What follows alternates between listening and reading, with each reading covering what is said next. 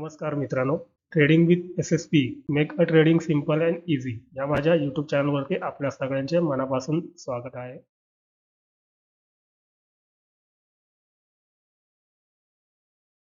आपण 27 मार्च 2024 साठी अनालिसिस करत आहोत.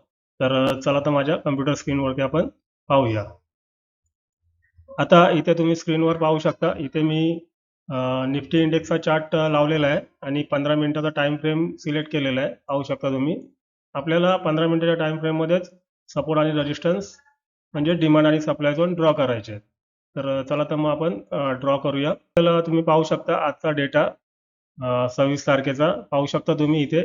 26 तारखेच्या डेटामध्ये आपल्याला इथे एक रेजिस्टन्स दिसतोय, म्हणजे एक सप्लाय झोन दिसतोय. सप्लाय म्हणजे एक रेजिस्टन्स दिसतोय. तर तो आपण ड्रॉ करूया. इथून एक हॉरिझॉन्टल लाईन घेऊ, इथे आपण ड्रॉ करूया आणि त्याला आपण एक बॉक्स तयार करूया. बॉक्स म्हणजेच आपण एक झोन तयार करूया. पाहू शकता इथे अजून एक हॉरिझॉन्टल लाईन घेऊन असं आपण एक झोन तयार केलेला आहे. जिथे आपला सप्लाय झोन झाला म्हणजे रेजिस्टन्स. त्याच्यानंतर अजून आपल्याला पाठीमागे पाहायचं आहे कुठे भेटतंय का. आजच्या दिवसामध्ये तर आपल्याला एकच भेटलेला आहे. तर पाठीमागे जाऊन आता 22 तारखेच्या डेटामध्ये पाहिलं तर आपल्याला इथे एक दिसतोय सप्लाय झोन, म्हणजे एक रेजिस्टन्स दिसतोय. तर तो पण आपण ड्रॉ करूया. त्याला पण आपण एक झोन तयार करूया. आणि त्याच्यानंतर आता अजून पाठीमागचा डेटा पाहिला तर आपण 21 तारखेचा. तर 21 तारखेच्या डेटामध्ये आपल्याला इथे एक सप्लाय झोन डिमांड झोन भेटलेला आहे. पाहू शकता इथे इथे एक डिमांड झोन आहे, तो पण आपण ड्रॉ करूया. त्याला पण आपण एक झोन तयार करूया. त्याच्यानंतर अजून आपण पाठीमागे पाहिला 20 तारखेचा डेटा. तर 20 तारखेच्या डेटामध्ये आपल्याला इथे एक सप्लाय झोन दिसतोय, तो पण आपण एक ड्रॉ करूया सप्लाय झोन. पाहू शकता इथे त्याला पण आपण झोन तयार करूया.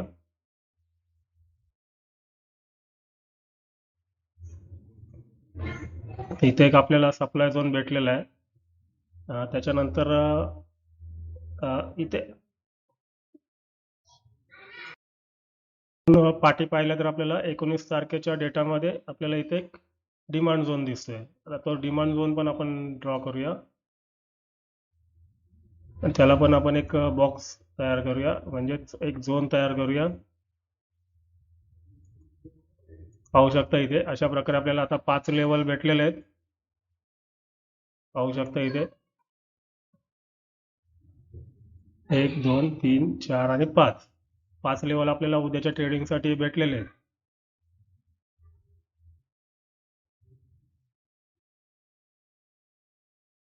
ती नजर टाकूया डेली टाइम फ्रेम आपल्याला काय सांगतोय, म्हणजे त्याच्यावरनं थोडा आपला उद्याचा एक व्ह्यू तयार होईल की उद्या आपल्याला कोणत्या साईडला ट्रेडिंग करायचे.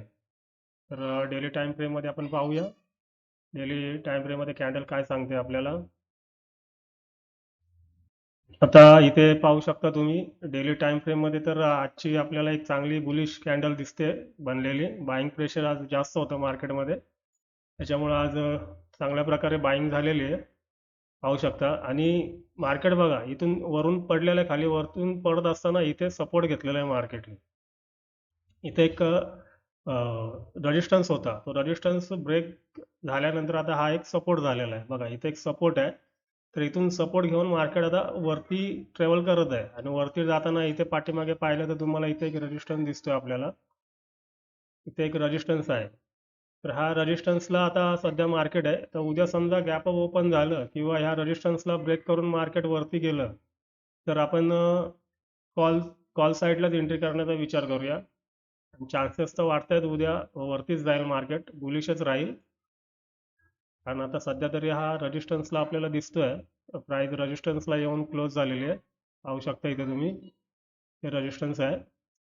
तर आता इथून समजा ब्रेकआउट केलं ह्या रेजिस्टन्सला तर मार्केट पुन्हा त्याचा जो ऑल टाइम हाय आहे तिथपर्यंत मार्केट ट्रॅव्हल करेल. तर उद्या पण आपल्याला सेंटिमेंट जरा बुलिशच दिसतंय. पाहूया उद्या आपल्याला कशा प्रकारे ट्रेड भेटतोय. तर आपल्याला इथून दिसतंय बुलिश सिग्नल, पण सध्या मार्केट रेजिस्टन्सला आहे, रेजिस्टन्स फेस करते. रेजिस्टन्सला ब्रेक केलेलं आहे मार्केटने. आजचा ही कॅन्डल बघू शकता, आजची कॅन्डल ह्या रेजिस्टन्सला ब्रेक केलेलं आहे कॅन्डलने, पण ब्रेक करून पुन्हा रेजिस्टन्सलाच येऊन क्लोज झालेलं आहे मार्केट. त्याच्यामुळं उद्या जर समजा मार्केट गॅप अप ओपन झालं तर आपण कॉल साईडला एंट्री करण्याचा प्रयत्न करूया, विचार करूया. तर आता अजून थोडं आपण कन्फर्मेशनसाठी FII-DI डेटा पाहूया. FII-DI डेटा काय सांगतो आपल्याला. आता इथे पाहू शकता तुम्ही FII-DI डेटा आपल्याला काय सांगतोय. तर आज कॅश मार्केटमध्ये DIने बाईंग केलेली आहे बघा, इथं दिसतंय तुम्हाला 5,000 करोडची बाईंग केलेली आहे DIने.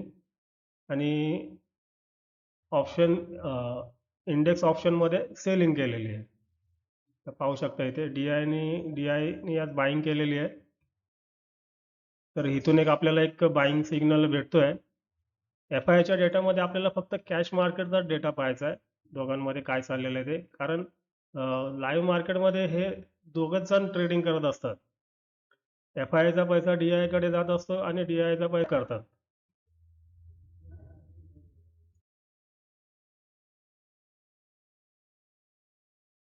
हे दोघे जण मिळून मार्केटमध्ये, लाईव्ह मार्केटमध्ये ट्रॅप लावतात आपल्याला फासण्यासाठी.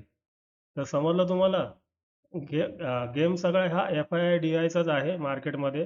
ह्यांच्याशिवाय मार्केटला कोणीही हलवू शकत नाही. त्याच्यामुळे आपल्याला ह्यांना फॉलो करायचं आहे, ह्यांना फॉलो करायचं आहे आणि ह्यांच्या पाठोपाठ आपल्याला चालायचं आहे, त्यांच्या फुटप्रिंटच्या मागे आपल्याला चालायचं आहे. तरच आपण शेअर मार्केटमध्ये सक्सेस होऊ शकतो. कारण हेच बिग प्लेयर जे आपण म्हणतो ते हेच बिग प्लेयर असतात, FII आणि DI. हे दोघे जणच लाईव्ह मार्केटमध्ये ट्रॅपिंग करतात, ट्रॅप लावतात, अडकवतात त्या ट्रॅपिंगमध्ये. तर आता इथे दिसतंय तुम्हाला, इथे DIने बाईंग केलेली आहे. आता ह्यांनी बाईंग केली आहे म्हणजे आता उद्या FII पण बाईंग करू शकतं किंवा सेलिंग करू शकतं. तर आता आपल्याला इथून तर सरळ दिसतंय DIने बाईंग केले म्हणजे त्यांनी करोडोमध्ये पैसे टाकलेले आहेत. 5,000 करोडची यांनी बाईंग केलेली आहे. तर आता एवढा पैसा त्यांनी लावलाय तर उद्या हे स्वतःचा लॉस करून घेणार नाही. तर हे थोडंफार तरी पुश करतीलच मार्केटला वरती. तर आपण पाहूया आपला, जसं आता डेली टाइम फ्रेममध्ये आपल्याला जर समजा रेजिस्टन्सला ब्रेक केला तर आपण बुलिश साईडलाच एंट्री करणार आहोत, कॉल साईडला. आणि इथून पण आपल्याला कॉल साईडला सिग्नल भेटतंय DIचा आणि FIIच्या डेटानुसार. आता आपण तिसरं ग्लोबल मार्केट काय सांगते ते पाहूया. आता ग्लोबल मार्केटमध्ये पाहू शकता इथे तुम्ही, ग्लोबल मार्केटमध्ये पण आपल्याला सगळं ग्रीन ग्रीनच दिसतंय, पूर्ण बुलिशच दिसतंय मार्केट. पाहू शकता इथे US मार्केट पण पूर्ण बुलिश आहे आणि युरोपियन मार्केट पण बुलिश आहे, पाहू शकता इथे. आणि एशिया,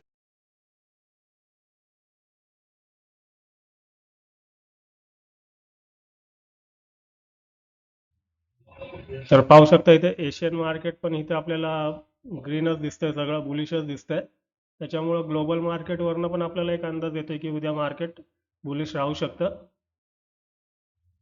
तर आपण उद्या बुलिश साईडला कॉल साईडला ट्रेड करण्याचा प्रयत्न करूया. तर हे होतं आपलं उद्याच्या ट्रेडिंगसाठीचं प्रिडिक्शन. तर आपला व्ह्यू उद्या बुलिशच असेल. कॉल साईडलाच एंट्री घेण्याचा आपण प्रयत्न करूया. कॉल साईडलाच एंट्री भेटली तर एंट्री करूया, तर एंट्री अवॉइड करायची.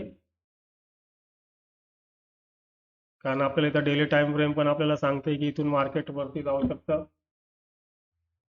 आणि FII-DIचा डेटा पण आपल्याला पॉझिटिव्ह दाखवतोय, 5,000 करोडची बाईंग केलेली आहे DIने. आणि ग्लोबल मार्केट पण पूर्ण पॉझिटिव्ह आहे. तर आता आपल्याला तिन्हीकडून सिग्नल आपल्याला पॉझिटिव्हच भेटतोय, बुलिशच सिग्नल भेटतोय. तर आपण बुलिश साईडलाच ट्रेड करण्याचा प्रयत्न करूया. तर हे होतं आपलं उद्यासाठीचं प्रिडिक्शन. हा व्हिडिओ जर तुम्हाला आवडला असेल तर लाईक, शेअर आणि सबस्क्राईब करा. पुन्हा भेटूया आपण उद्याच्या लाईव्ह व्हिडिओमध्ये. तोपर्यंत धन्यवाद.